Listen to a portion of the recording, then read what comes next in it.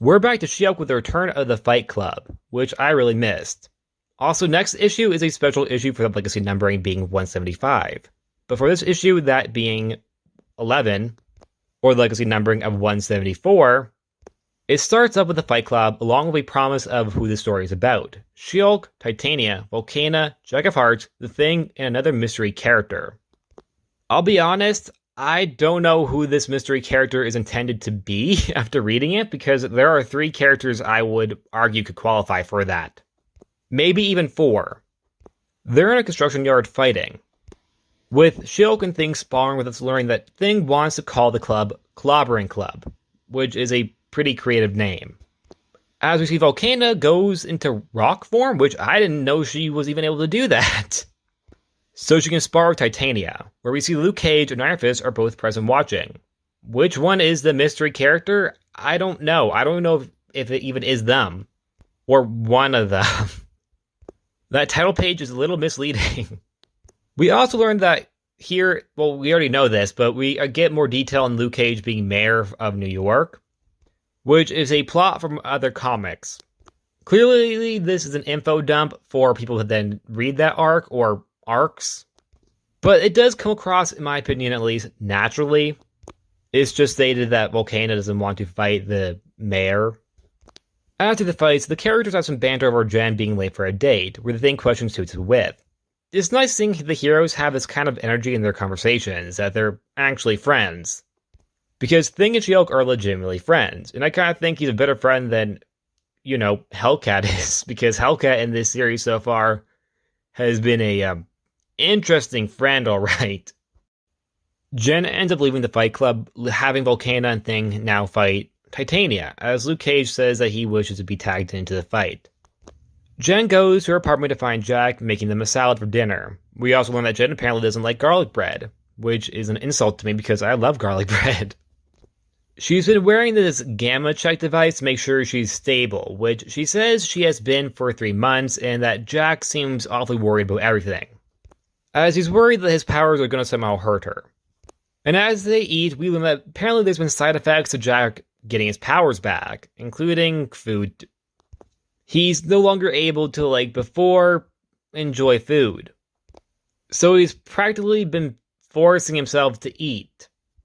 We see them have a heart-to-heart as Jack wishes he could eat with Jen, and they seem very hurt by what's happening. Only to be interrupted by a phone call by Reed, who needs Jen for help. Jen arrives at the tower where Sue welcomes her by bugging her over her new boyfriend. Is Invisible Woman the whole new mystery character appearing in this comic? I don't know. It could be her. I would say it could be Reed, but technically he only spoke over the phone, so I'm not counting him. But is it Invisible Woman who was intended to be the mystery character? Luke Cage? Iron Fist? Anyways, Invisible Woman shares that apparently the alarm was tripped at the building the last 2 nights, with her kind of being a security guard now, that being Jen. That night, some woman walks in by just casually walking by her, that being some guy in blue. She of course stops him to question what the hell is going on. But then we see he's strong enough to throw her down the hallway, only for her to return the favor. We see them punching back and forth with banter, with Jen just straight up saying she doesn't like him. But then she's thrown out a window, and the issue ends with her landing on the street, getting up, dusting herself off, asking the question, who was he? This issue, in my opinion, is very fun when it comes down to the interactions between the heroes.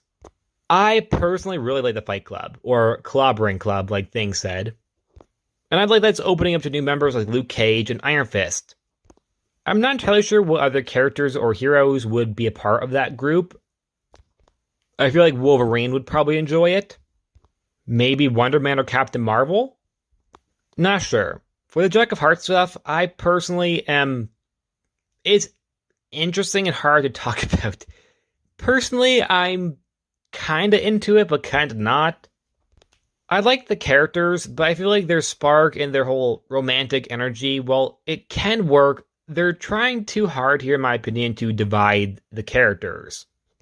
They just generally can't be happy. And of course, there has to be conflict in this issue because, comic book issue. I'm not entirely sure having the conflict between Jack and Jen is exactly the best choice. Because they did just get over multiple conflicts Jack left her, thought he had died, came back to life. They fought these people in a basement, lost and regained his abilities. It's a fairly long list.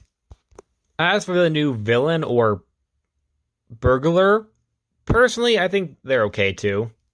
I thought it was really funny how Jen just didn't want to put up with any of his nonsense. I'm hoping to see more of the Fight Club or Clobberin Club. And that's it. Like always, please like, subscribe, and I'll see you guys next time. Bye!